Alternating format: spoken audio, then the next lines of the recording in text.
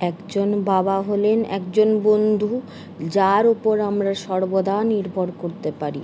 বাবা হলেন সেই মানুষটা যে জীবনের সব পরিস্থিতিতে তোমার পাশে থেকেছে আর থাকবে।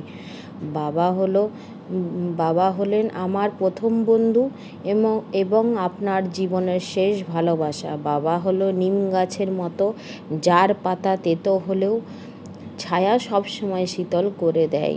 বাবা মানে হাজারটা সমস্যার সমাধান এক নিমেষে। বাবাকে ভালোবাসতে পিতৃদিবস লাগে না। প্রতিটি দিন, প্রতিটা ঘন্টা, প্রতিটা মিনিট, প্রতিটা সেকেন্ডই বাবাকে ভালোবাসা যায়। বাবারা জীবনটা হচ্ছে মশার কয়েলের মতো, যিনি নিজে জ্বলে পুড়ে ছাই হয়ে পরিবারকে সুরক্ষিত রাখেন। একজন বাবা হলেন যিনি তার ইচ্ছাকে চাপা দিতে পারেন শুধুমাত্র তোমার ইচ্ছার জন্য। আর একজন বাবাকে কখনো কষ্ট দেওয়া একজন সাধারণ বাবাকে কখনো কষ্ট দেওয়া উচিত নয়।